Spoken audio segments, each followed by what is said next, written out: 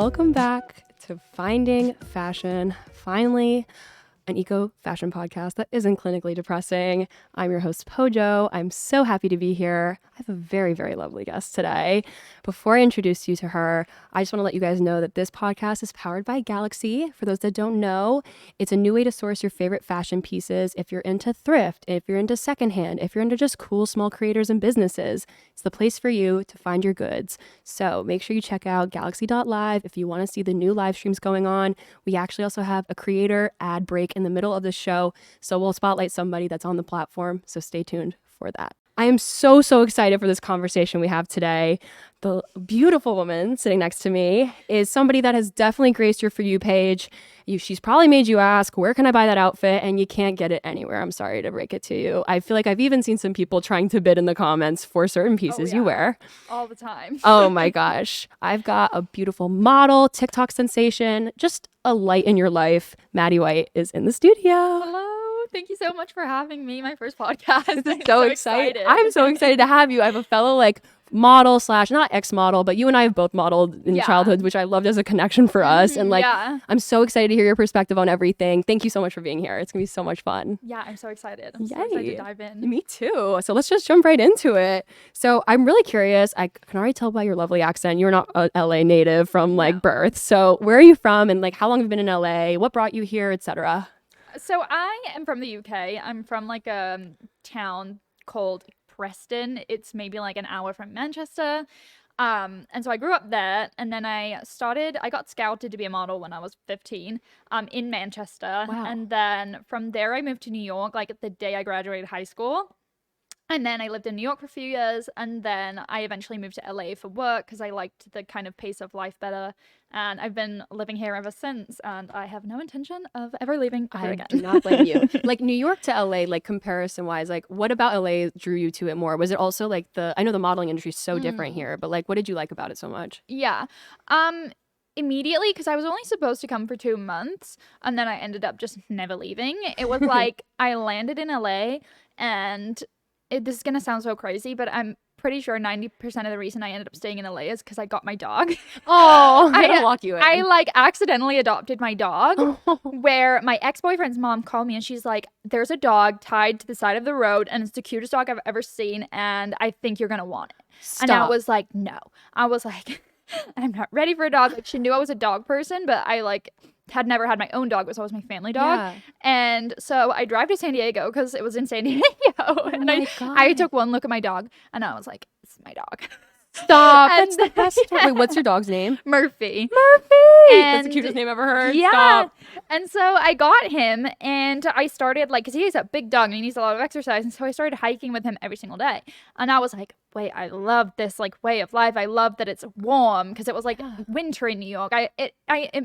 In the beginning, I came to LA during the winters because I'd done a couple New York winters and I was like, it's not for me. I don't think it's for you. Anyone in New York too, I can argue. Yeah, so I would purposely leave in the winter and work a couple months somewhere else. And and I was like, wait, I can walk my dog every day and it's sunny and I felt like I was healthier and I was eating healthier.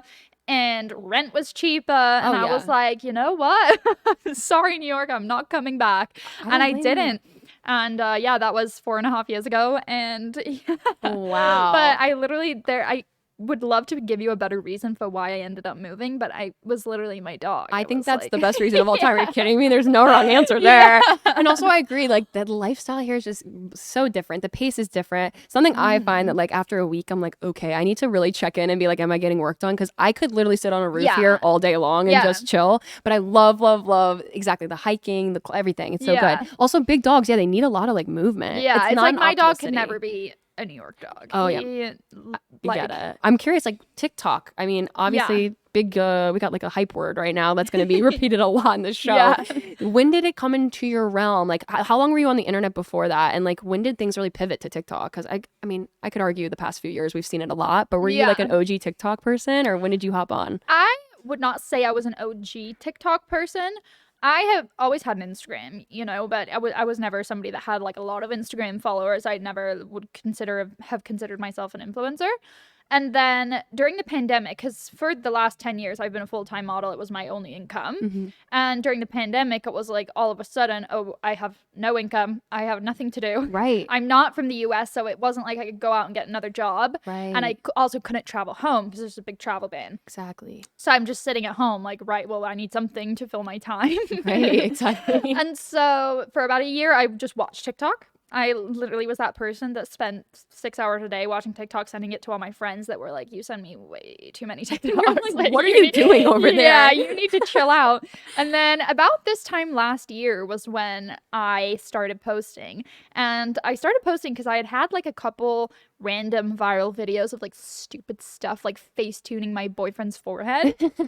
And him and like my mom and dad and like a couple of my really close friends were like, you're actually funny, like you're actually kind of good at TikTok and I feel like you understand the app. And I was like, yeah, I do. And they're like, why don't you start posting and like take it seriously and post every day? And so that's what I did. And February 4th of last year was when I decided I was going to start posting every day with 200 followers.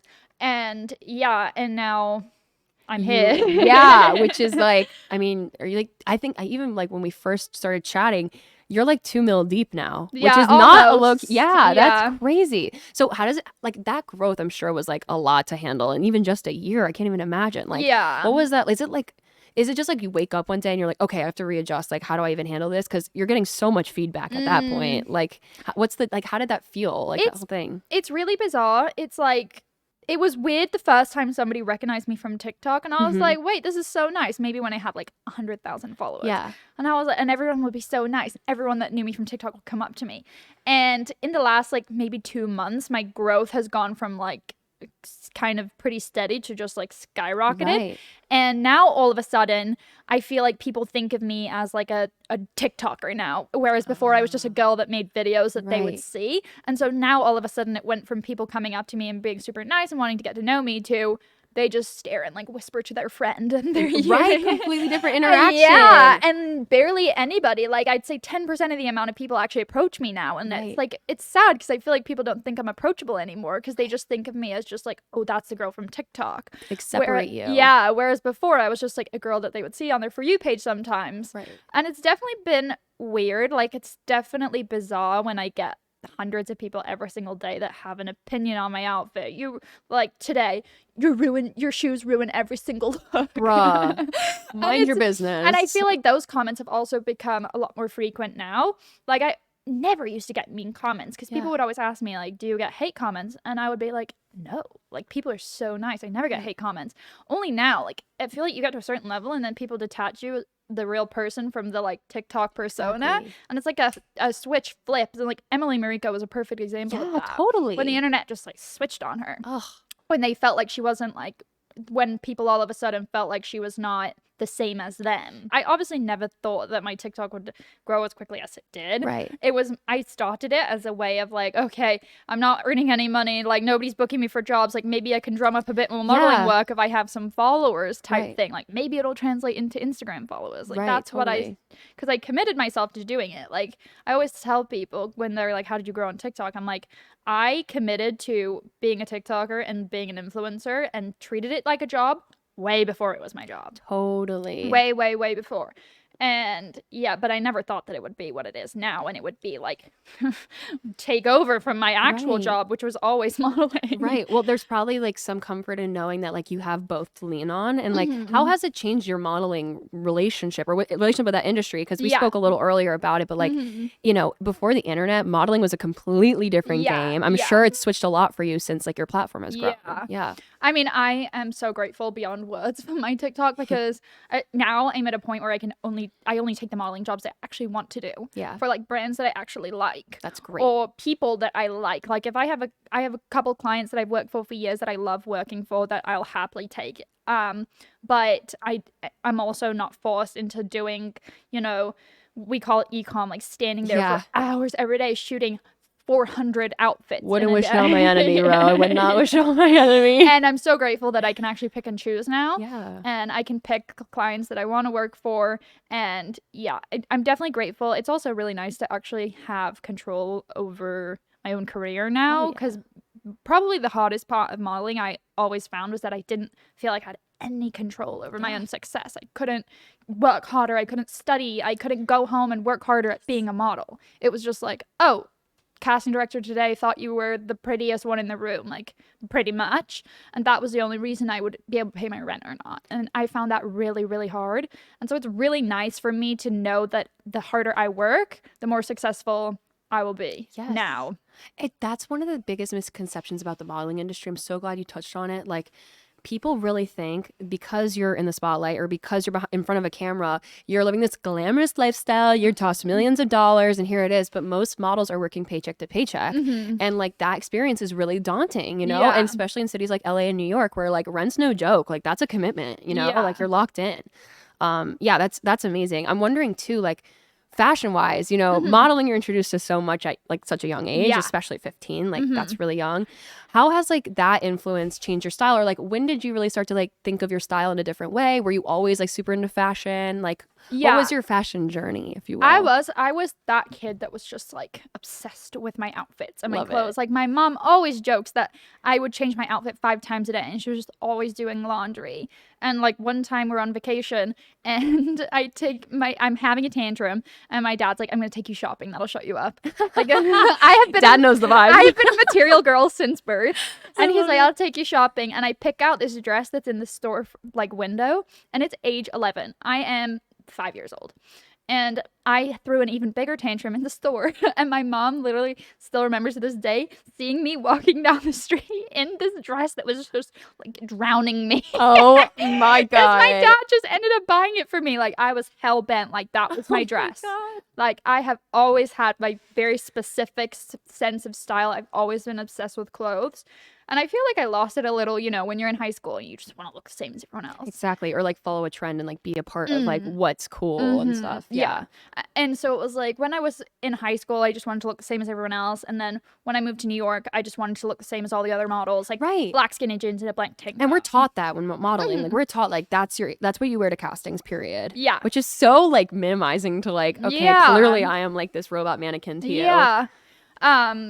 Yeah, it's funny. It's like my agents I would walk in and they would be like, you need to be looking more expensive than you look. And I'd be wearing a black tank top and black jeans.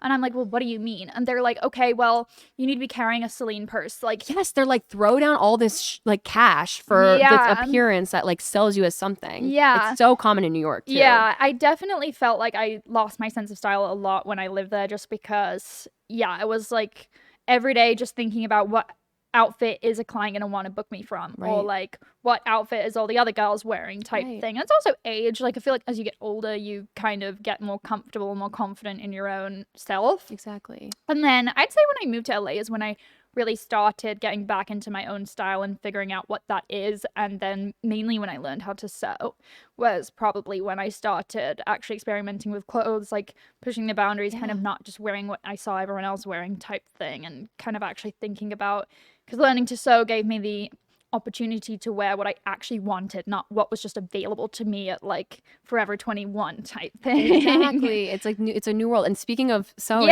you're wearing a creation right now that I'm Can you break down this fit for us real quick? Like what's your vibe? And like is this like a bikini thing? This is a shirt. I duped a Cole Gaia shirt that was like $1,000 and I couldn't afford it. I mean, come on. We're not tossing $1,000 on a crop top. Sorry. This is so good. Yeah. So I made this little shirt and then I just have a little white button down underneath it. This was very controversial on TikTok today. They did not like They didn't like this? They were not fans. Well, I can say, everybody, it looks great IRL. So and then I have on a little black pair of tailored pants and some loafers. Those are I've fantastic. Had for years. Love, love, love. It's such a look. I'm so impressed. Do you have any like style memories or like phases that you want to scratch from the record? Like anything that's like, okay, I could have lived my whole life without doing that. I know I have some like, what's the best example? Many. I think my graphic tee era in like 2010 could have been a hard pass. Like I'm good on that. Oh, for sure. That was I have rough.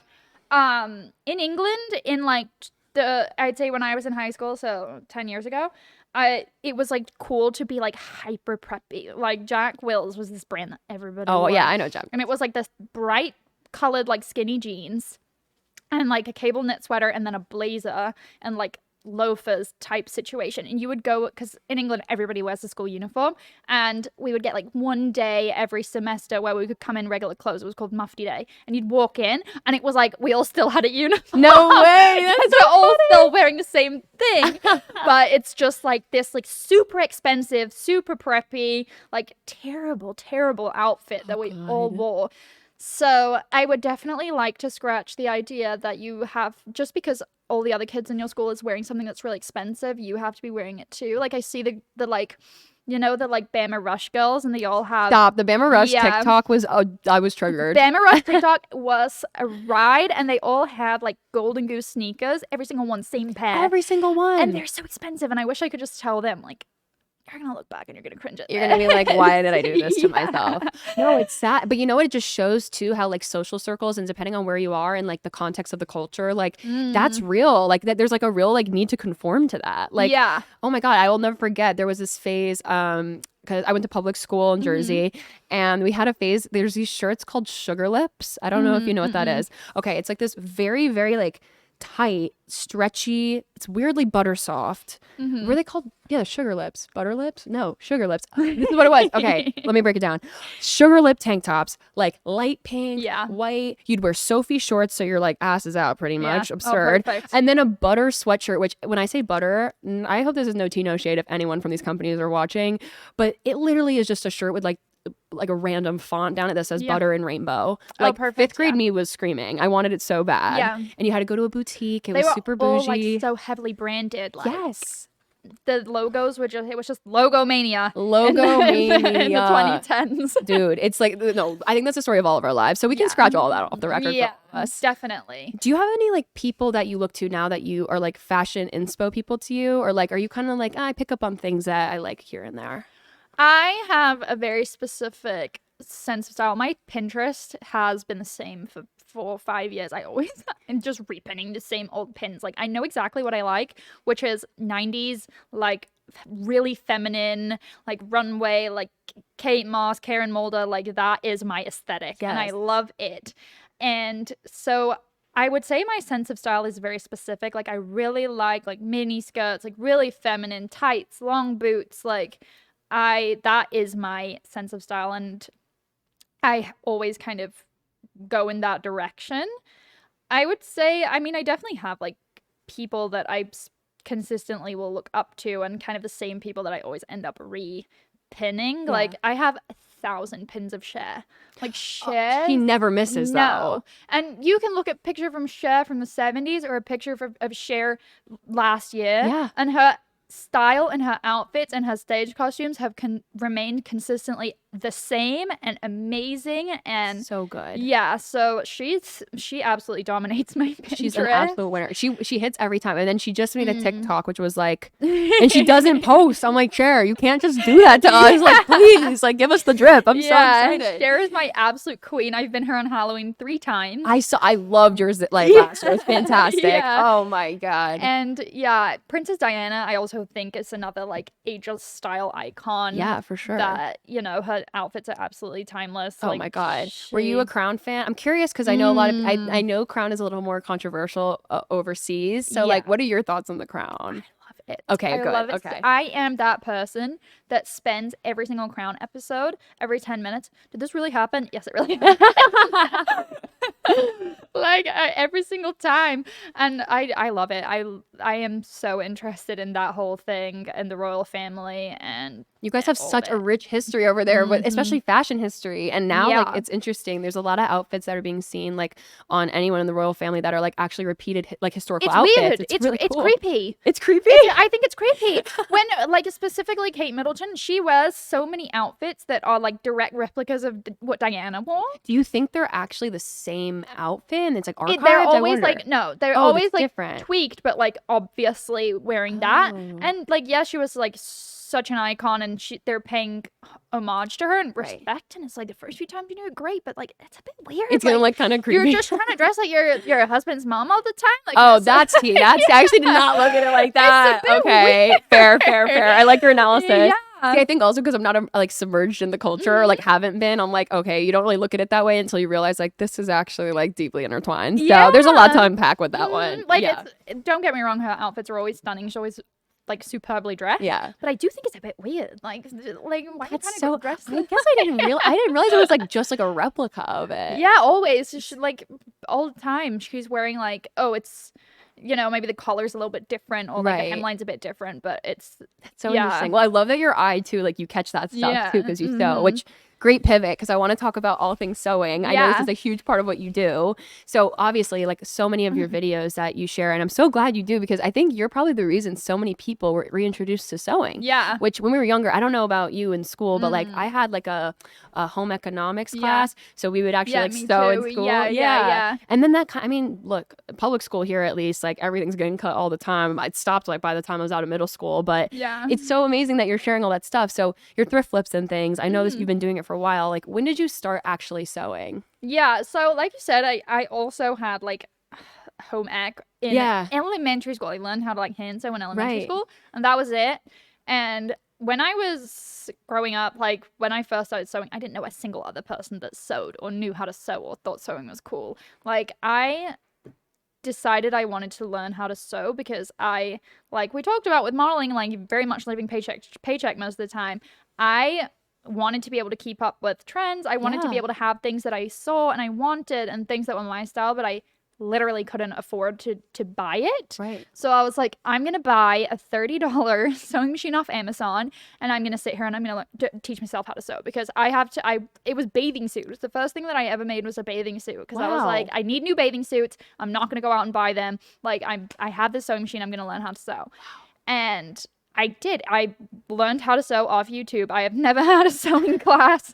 Nothing. I just like every grandma's YouTube account where she's like, this is how you thread a sewing machine. God bless them, by the way. It's always the best teachers, right? Yeah. I know what you're talking about. I've had a couple, I mean, for my, like I do like some sewing stuff too, but I sew like napkins. And I'm like, I don't know how to do this edge. And I'm like, shout out YouTube, bro. You don't need anything but that. It's great. It's truly, people always ask me all the time, like, how'd you learn how to sew? And I'm like, YouTube. Like Nava Rose, who is like a big fashion influencer, I swear half the things that I know how to make, I've made her like corset top pattern 50 times.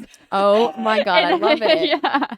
Like just YouTube and persistence and trial and error. I couldn't even tell you. People are always like, I'm scared to try to sew in case I mess it up. I'm like, oh, you're like, babe, you gotta mess it up in order to do it. You could see my my bin of like things tried that I messed up because I don't ever throw them away because sometimes maybe like 6 months down the road I'm like, oh, I just need a bit of fabric and I'll just go through and most of the time there's something in there that works, you know.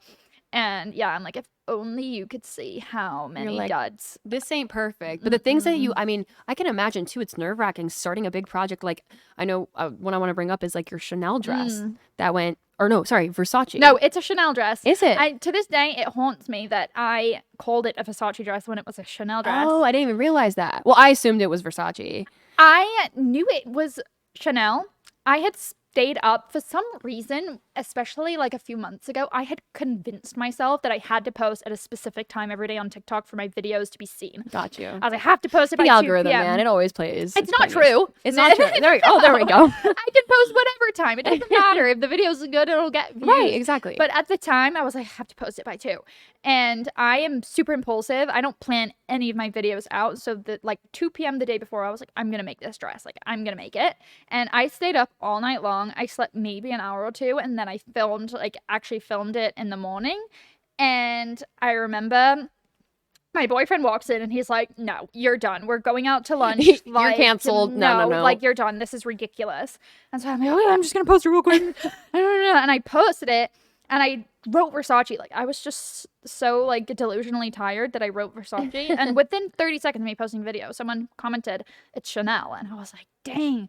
And this was before I learned why you can't record things in TikTok. Right. If you post it and you post something wrong, you can't get the footage back and post it again. Like, it was already up. Oh, yeah. I didn't have the footage like in my camera roll to just re-upload it with the correct thing. I was like, it was up. I didn't have, because I have like shots of the before and everything that I couldn't get back. And I was like, I guess I just have to roll with it. And I pinned the comment that was like, it's Chanel. You're like, you know what? Tell them. I don't need anyone else sending it. Donatella Versace. Somebody told me that she tweeted it or she saw it, and I'm like, this is so embarrassing that like. Well, that's embarrassing for her because she thinks she made it. No, but she just like retweeted it like, this is great or something. Oh, okay. But I'm like, this is so embarrassing that like Donatella Versace saw me say that it's Versace when it's not. It literally haunts me to this day that I got that wrong because it does look pretty Versace. It's very Versace, yeah. But I just, like, it still haunts me to this day that... Here's what I've learned about the internet, though. People will take any opportunity to tell you you're wrong. Part of me thinks that is the reason that video went so crazy. Was because, really? Like, because there's so many comments. It's Chanel, not Versace. Oh, so the interaction helped push it part of me almost. thinks that the engagement of those comments boosted it up and like, helped it in the algorithm. And I wondered to this day if it would have done so well if I had actually got it right or whether that was like divine intervention that I got it wrong. You know what? I would argue divine intervention. Like I think moments like that show you it doesn't really matter because it's like people loved it, you know? And like everyone that liked it really liked it. Yeah. So that's amazing to feel like, you know what, regardless. Also, like I said, that was a very Versace move of Chanel. So a conversation for another day. But yeah. So I guess I kind of want to dive into a little bit about like how the whole thrift flip project you do, because I know you have a series that you have like on your page.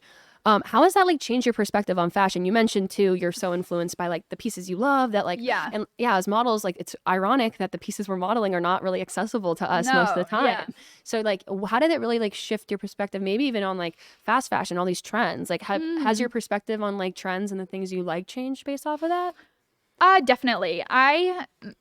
People always ask me, I just did a thing on my Instagram yesterday, like a Q&A, and people are like, what should I do if I can't afford to buy new clothes? And I'm like, learn how to sew. It will change your life because you can walk into a thrift store and you just have to look for like a pattern that you like or like a shape that you like. It doesn't matter if it fits. And that like, it makes your life, it like opens the world to you because it's like all of a sudden you can buy whatever you want. And you just, I just take in the size and then it fits me. Perfect. Right, exactly. And even just learning how to do alterations like truly changes your whole perspective on shopping because all of a sudden you don't have to be like, this is a bit loose or it's too long, I'm not going to get it. Exactly. Because all of a sudden you can just get whatever you want.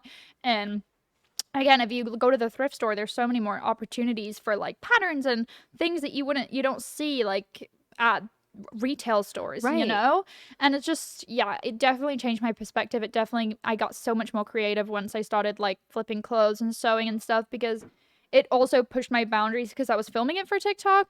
I was like, okay, I can't just make a basic mini dress again. So what can I do to make it look more visually interesting? Totally. Like, I'll make a 2-piece. I'll make like lots of strappies and stuff.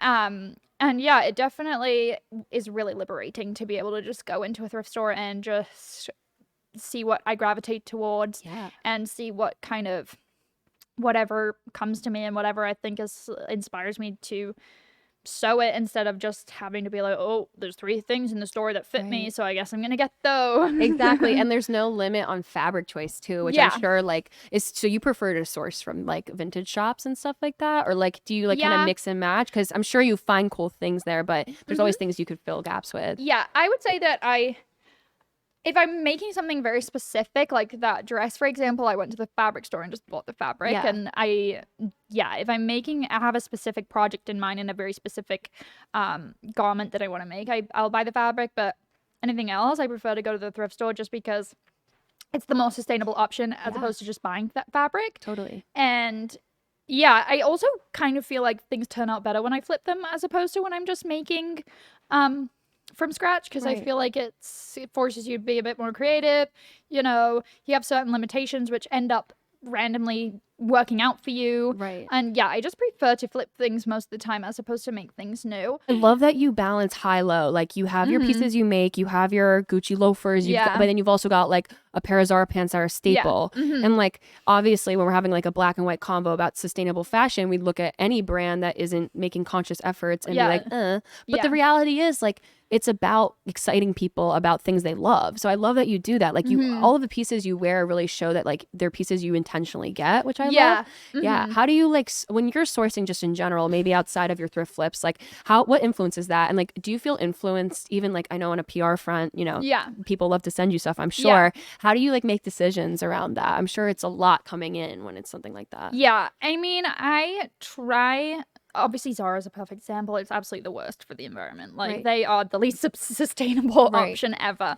But they also happen to make like really nice basics. Right. Like I have a little black skirt from there that I have worn to death. I get comments on Dude, TikTok. And modeling clothes, Yeah. I'm sure half of our stuff we bought when we were like 15, 14 I is still that have. stuff. I And still I'm have still it. wearing it. Yeah. And it's like yes, the ideal is like perfection and nobody's buying anything retail and nobody's buying, everybody's just like recycling all the time, but it's also not realistic. Yeah. And if you're making conscious choices for your personal style that you know you're going to wear for years and years, it's not going to, you buying that one black skirt from Zara is not going to change the world.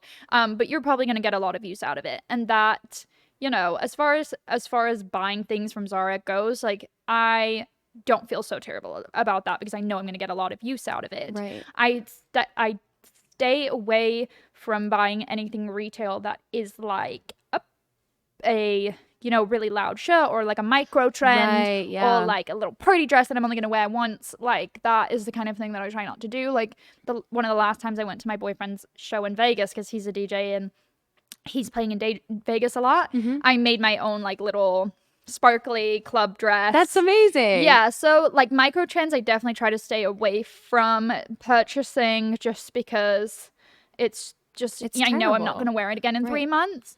And then as far as PR goes, I have definitely found it's weird. I feel like I really didn't get much PR until like 2 months ago, and then all of a sudden it's like a tidal wave. Right. And I have to be kind of mean about sometimes brands will reach out, or they reach out to my team. Luckily, thank God, yeah, I'm not the you're one like, that has I'm the to type of say. person like I can't confront anything. But I have been forced, especially because I live in a 650 square foot apartment with my boyfriend. Like we have no storage. Right. I am forced to just be like, I don't want that. I'm not going to take anything from this brand because it's not my style. I know I'm not going to wear it.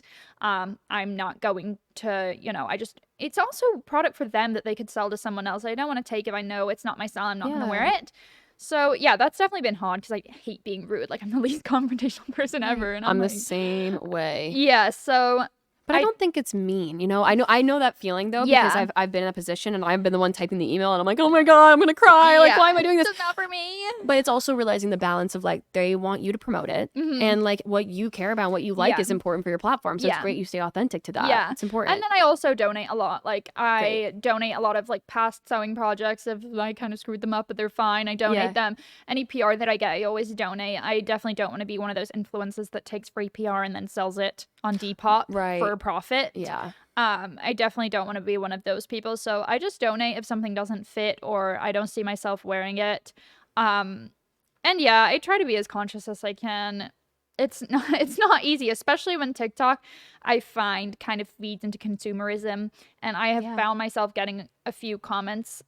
Like one time I remember getting a comment, it really hurt my feelings, that was like, girl, you need new clothes. We've seen all of these 1,000 times. And I'm like...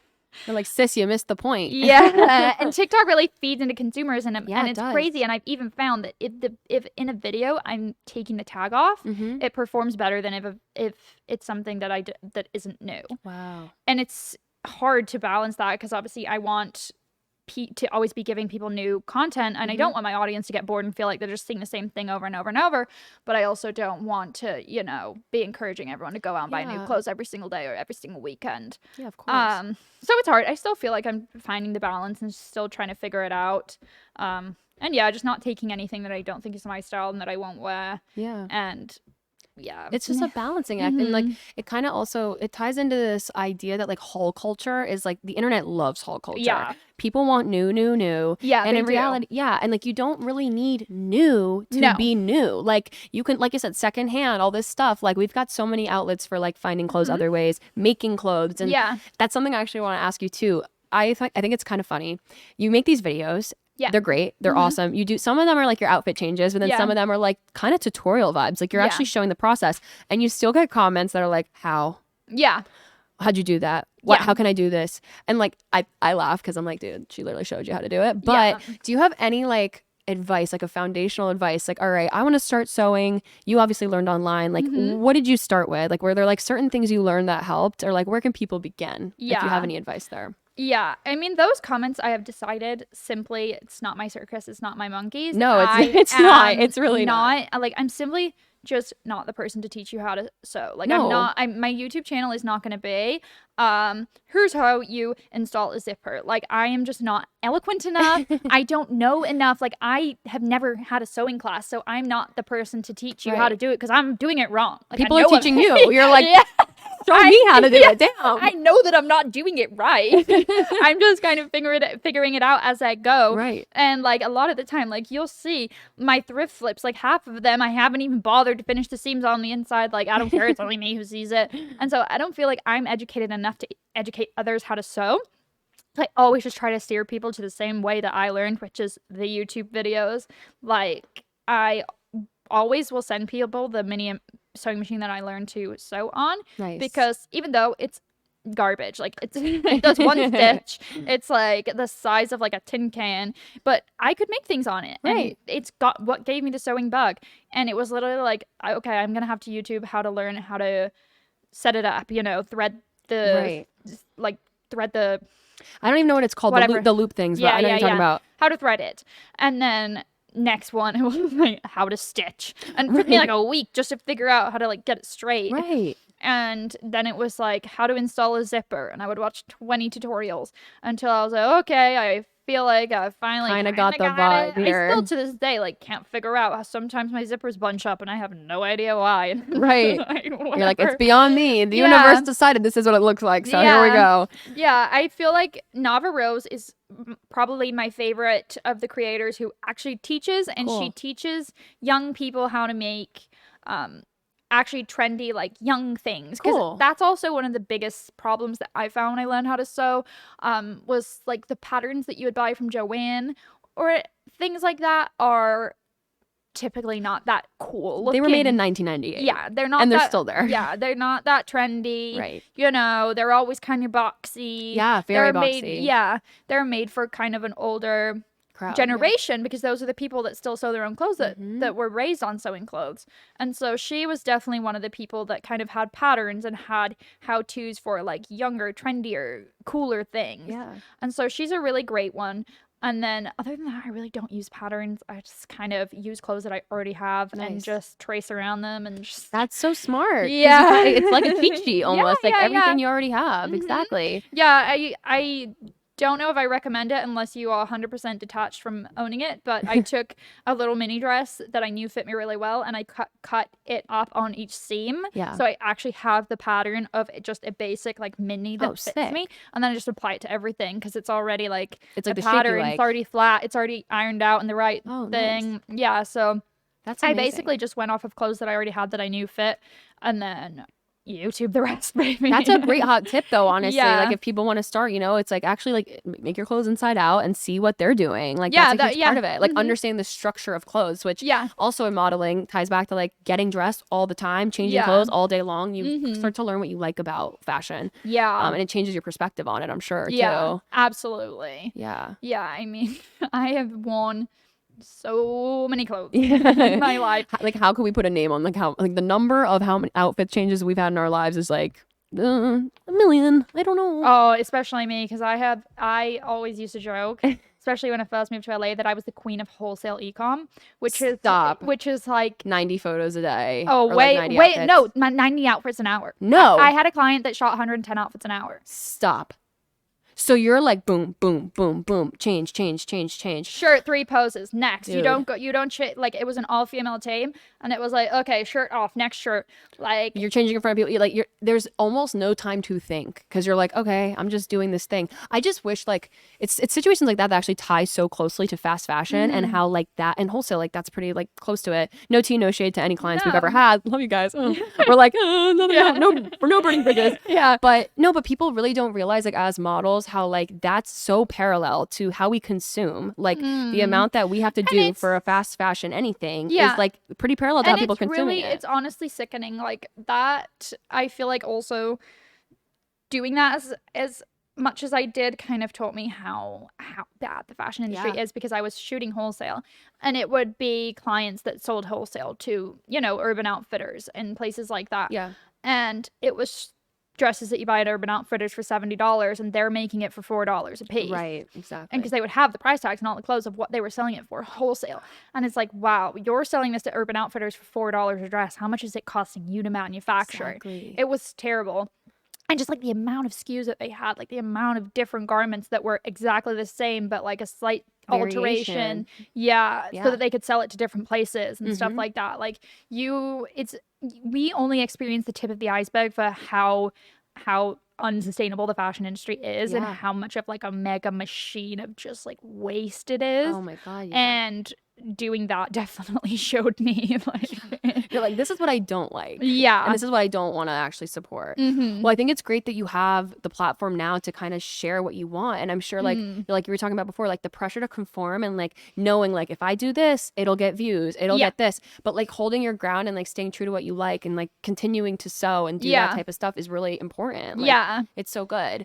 I was going to ask too, like now that your schedule, I'm sure is crazy. Yeah. Is it hard to fit time in to do these projects? Like how often are you really doing it now? Or like do you feel like you have to find time to do it? It is. It's definitely harder to find time to do it. And it's also weirdly, I find that a lot of my sewing videos don't perform as well as they used to for some reason. Yeah, I guess people just know me more now for just like, let's get dressed type videos where I'm just picking my outfit every day. And kind of the sewing videos are now something that I just have to make for me and because I love it and for like the group of people that followed me from the beginning, and I'm always going to make them because I think they're like really helpful to some people, and I always want to demonstrate that even though I have as many clothes as I could ever want, there's something like unique about making your own clothes that you just can't find from someone else. Exactly. So I'm always going to keep making them, but I definitely don't have I used to make a thrift. Like I said, I decided to treat TikTok like it was my job way before it was my job. Right. And I would make a thrift flip and a unique like design like that Chanel dress once a week. Like I would be like, okay, I have to post those 2 sewing videos every single week.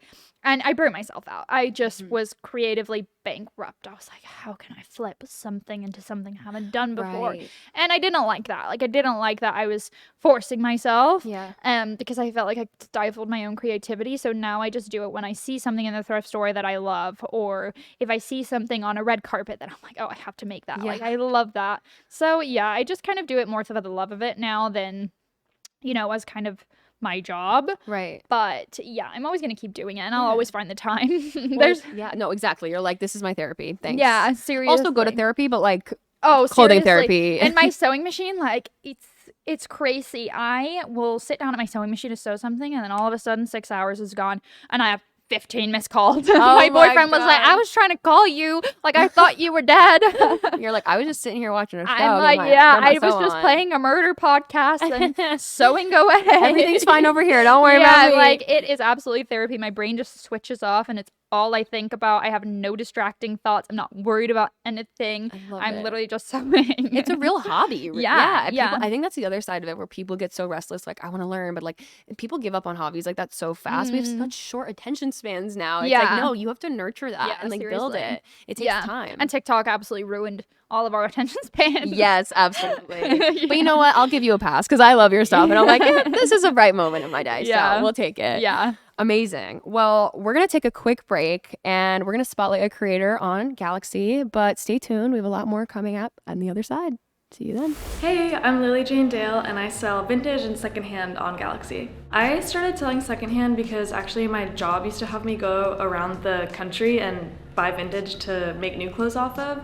So I kind of had an abundance of it, and then I was like, you know what, I need to get rid of some of this stuff and make room for more new stuff. I sell everything. Like, I have a super wide variety within my own personal style, so I feel like it goes in a lot of different directions, from like tomboy to like super girly, like what I'm wearing today. So a lot of unisex stuff, but also a lot of like girly stuff.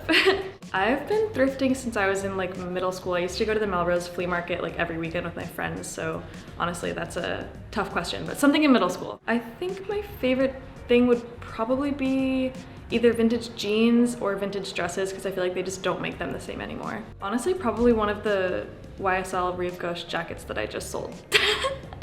It's like I got it for almost nothing and it's worth probably a lot. Starting to sell secondhand is a lot easier than it might sound, and even if you don't have a following, if you use apps how they're meant to be used, people will find your stuff and they'll buy it.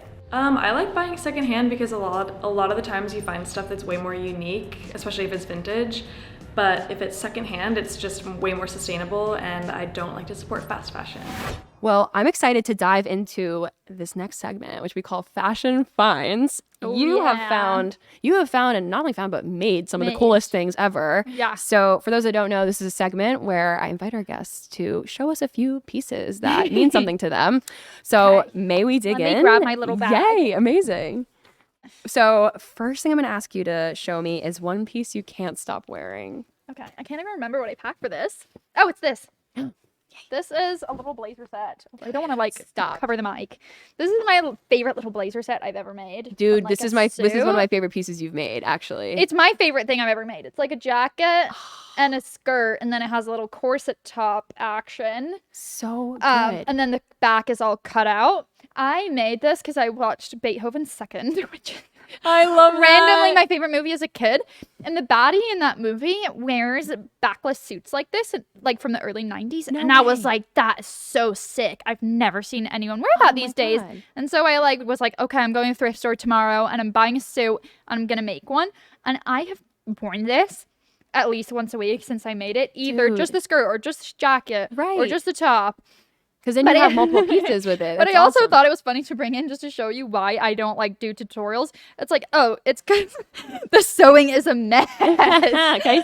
Like the inside is like, I don't even bother to wow. cut off the excess. I'm like, whatever. It's so well made too. This was like a really good choice for a jacket, by Yeah. the way. Yeah, it's awesome. But No, it's I get it though. like- Like this is the real deal, you guys. There's like the reality behind it. It's like the side seams, I didn't bother to cut off the extra, and like I was just like, oh, whatever, it's only for a video. And then I ended up wearing it every day, and I'm like, That's oh man, amazing. maybe I should have done it a little bit better than I did. No, it's great. Well, it's for you for one, and then also Yeah. like it's cool to know you have like 3 different pieces out of one item that you're obsessed with. Mhm, exactly. So sick. Oh, the skirt is so The sick. skirt is so cute. Oh my god, it's giving Prada, honestly. Yeah, it's very much you know those new, I think they're Miu Miu, you know, the like low rise little Yes. skirts Yes. that everyone's like, this is the summer 2022 trend prediction. Amazing. Definitely that kind of vibe, but I I'm love proud it. to say that I made it. I don't know whether I made it before that show, but I definitely hadn't seen it. So we have the same brain. I'm gonna give you trendsetter. Yeah. That's gonna be your label for that. That's amazing. Wow. Thank you. Okay. Next is gonna be a piece that has a story behind it. Oh, you already know what this one's gonna be. You already know. Guys, I'm actually like so excited. Oh god, it's literally full of sewing pins. Look, you can hear You it. can hear it. Here it comes. Yeah, buddy. It's the dream dress. It's the dress. It's people often ask me, why don't you sell it? How much money have you been offered for this dress? Oh, Like- I've been offered thousands. oh my god. Girls being like, I want this for my 21st birthday, name your price. Wow. And I've always said my price is Priceless. yeah, because number one, I would feel so dirty selling this to somebody because whatever I attached the chains with was not strong enough. And so half the chains have now fallen off. Oh my god, it's so beautiful though. It's like Guys, I'm sorry, I'm like gonna make everyone upset. Like- This is so pretty IRL. Like, it's cute.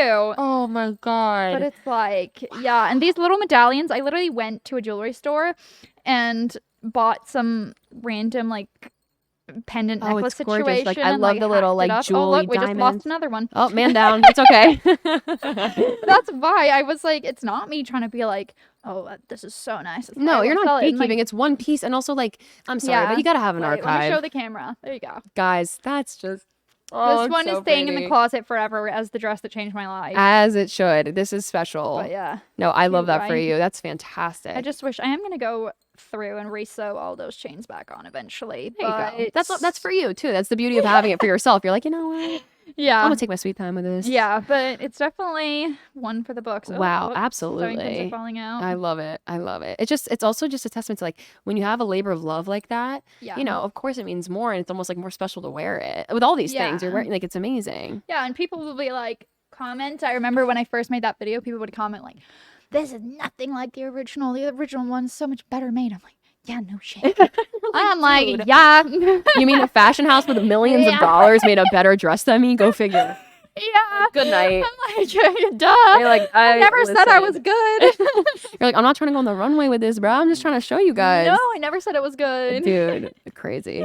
Okay, last one question Mhm. is going to be a piece that has stood the test of time. Okay, let me see what I brought. What did I bring? Oh, this one's cute. Oh. This is my mom's Dolce & Gabbana mini dress. Although we're not going to promote Dolce & Gabbana because we don't stand them here. I cannot believe you're the second creator to come on and say that. We don't stand Dolce & Gabbana. We love a little, like, we love accountability. Yeah, we don't. Anyways, we love vintage, and that's the point. But this is my mom's Oh my God. Dolce dress from the 90s. It's a black satin mini. With polka dots inside? With polka dots inside. It's still perfect. It looks perfect. It literally looks brand new. Fits perfect. I'm like, I will wear this forever. And she has had this. This is already 30 years old. It looks brand new. It looked timeless on her in the 90s, and it's gonna look timeless on me in another 10 years. It's a little bit big for me now. And I was thinking about altering it, and then I was like, nah, I'm just gonna wait until I'm a little bit bigger and I can wear it. Amazing. But this I brought is like, this to me is just like the epitome of like a classic piece that never goes out of style and will never. Like, it's just, and it's a party on the inside. You don't even know. Yeah. Until you're like, yeah, I get the privilege of looking at it. But I'm just like, if there's one thing that I think everybody needs and you can justify buying new, is like a little black dress. It's true. Like, it's it sounds so true. cheesy, but like if you buy one that is well made, it'll last you forever, and that is sustainable. Like, that 100%. is responsible shopping. Yeah. And I love this. I think it's absolutely stood the test of time, and it will stand the test of time until my kids have kids. And you're like, boom, pass it down every like, time. as long as you don't spill pasta sauce on it, we're good. Yeah, at a responsible age. That's honestly probably going to be me. You're like, I can only do that. Yeah. We're not listening. I'll probably be the It's one. a family heirloom. And it's like, oh, yeah, that's from that carbone dinner we had. Yeah, I love that. Does your style change when you're home? Like, do you feel like you kind of resonate? I get significantly lazier. I think that's fair. I think we all say everybody, that. Especially because it's so cold. It's like Right. 200 days of rain. Oh my gosh. So it's always just kind of like, oh, you wear a big parka, and I would definitely say that my style changes pretty much based on the weather. Like, in London, people have such a good sense of style in terms of how to dress well in the cold. Same as New York. Like, everyone has like the coolest coats. Right, and, like, exactly. boots You and have to. pants and stuff. Whereas here, everybody's wearing skirts and dresses all the time because it's, 23 Celsius all year round. Right, exactly. And it forces me to get a bit more creative with like how to dress cute but also cold. Right. And be mindful of that so you don't like completely freeze to death. You're like, yeah. And I actually did a couple videos when I went home last time of styling things from my childhood closet, of like going through things that my parents still have in my closet from when I was in high school and trying to make them like look good now. Oh my God, I love that though. Yeah, and it was actually funny. Some people were like, "Oh my God, this is awesome." I had this Aritzia dress. It's the only thing I've ever bought from Aritzia, and I bought it when I was like 15 on my first trip to New York. It was just like a little suede mini. Yeah. And I wore it on my TikTok, and people are like, "Oh my God, what's the code? Like, I want to buy that now." And you're like, "Babe, this is archive." You wouldn't know that yeah. it's 10 years old. It looks exactly the same as like a Aritzia today. Like, it's wow, perfect. It just shows too how like vintage and like everything secondhand is like it's things get recycled all the time. But it's also like when you make thrift flips, and that was the other thing I thought was so cool. When you're making things like that, you're probably so mindful of like the micro trends that come with like just everything we do in general with media. But then when you're making something like this, you're like, I need to make something I really like. So what like beneath all the trends, like who am I? Like, what do I actually like to wear? And like, of course, things like that come up and you're like, yeah, I still resonate with this dress. Yeah, I definitely think that I figured that out when I started thrift flipping, because I was like, okay, I'm gonna flip this. I don't know what to flip it to. Let me go online and look for some inspo. And I found that all my inspo was kind of coming from the same place. And then I was like, okay, this is me. This is my style. I know what it is. Not everybody's style. Like, people will always comment like, this is so many layers and it's so girly, and where are you wearing this? It's so preppy. And I'm just like, you're like, that's my style, baby. That's Take it or leave it. Take it or leave it. Oh my God. Well, Maddie, like, this has just been just a light of a conversation. Thank you so much for coming on Finding Fashion and showing us the fashion finds that you flipped and turned into amazing things and things you found in an attic. Like, all of this is just your personal style just really shines through with everything you do. And like also your personality, like you are so approachable and your content really shows that. And I'm so grateful to like get to hear like a lot behind that. So thank you for your time and like for being here. I'm so excited. Thank you. This was so much fun. My first podcast. I hope I did okay. You did amazing. You did the best. I kind of want to wrap the show with like just a little question, for other creators out there who are maybe interested in like, as you know, like the sustainable fashion realm and upcycling. Like, it's like a very niche, like little corner of the internet. Do you have any advice for people that want to dive into that, or like things you've learned along the way? My advice, definitely use clothes that you already own as the blueprint. Yeah. That was something that was really helpful to me when I was like, wait, I can just trace things that I already have and it's going to fit me and it's going to look great. I'm like, oh, perfect. I'll just do that. I would also probably say not to stress yourself out with trying to do something that hasn't been done before. Because it's impossible. Everything's been done before. Yeah. Every like designer show that you see right now is pulled from a show back in the 90s or has taken inspo. There's no such thing as a brand new concept or a brand new idea, and you don't have to reinvent the wheel. Just make something that you love and is your style, and you're proud to show other people, and they like that will shine through. Like people will respond to that. Like you don't have to be like, have you guys seen the Thneed Girl? Yes, of course. I love Thneed Girl. Shout out the girl for holding it down. And she will always duet people that are like, oh, like this is a pair of tights with 15,000 holes in them. What's the most creative way? Which is great. It's creative. Yeah. So I was like, you don't have to do the most all the time. Right. To be creative, to make good content, and to be inspiring. Like you don't have to reinvent the wheel. You just have to invent something that you're proud of and that is your style and you think that other people would want to wear, and just like not stress yourself out about it, because I've definitely been guilty of that. Like, how do I make something new that hasn't been made before? It's like, you can't. You can't. There you go. Yeah, just go for it. Exactly. And that it just ties into needing to wear things that resonate with you. Yeah, that's it. Definitely. And you'll find your people. Yeah. And you did. And I'm so glad you did. You deserve it. Seriously. And also don't stress yourself out if you screw up. Yeah, you will. That's You'll screw up a lot.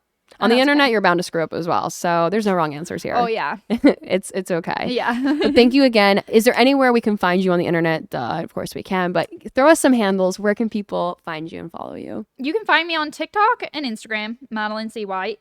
My Pinterest is Madeline White 1. That's a new one. Oh, wow. That's an in. I used to not share my Pinterest because I was like, felt like it was my soul. And I was like, I can't have people seeing my Pinterest. Like, that's so embarrassing. But, you know, I went and I got rid of a few boards. I condensed. You're like, let's just make sure no one sees my hair inspo from 2010. Or like apartment inspo or whatever. I'm like, no, okay, I've condensed it. I'm happy. So my Pinterest is Madeline White 1. I have a YouTube channel. You have a very good video on your YouTube channel. I have one video. Guys, thank you so much for joining us on Finding Fashion. I want to thank Maddie again for being here. It's been amazing. I'm so honored that we're your first show. This is incredible. Also, thank you to Galaxy for powering this podcast. If you guys want to check out some new fashion finds from the past and the future, cool things that you can try, make sure you check out galaxy.live to see all the live shows, some really great creators there, and follow them at Buy on Galaxy if you want to see anything coming up. I'm Pojo, at Pojo on Instagram. If you want to get silly, at Pojo Jojo on TikTok, which is a black hole. But thank you guys so much for joining us on Finding Fashion. Signing out. Go wear something amazing today. Go have fun with your fashion. That's true. And we'll see you guys soon. Bye. Bye.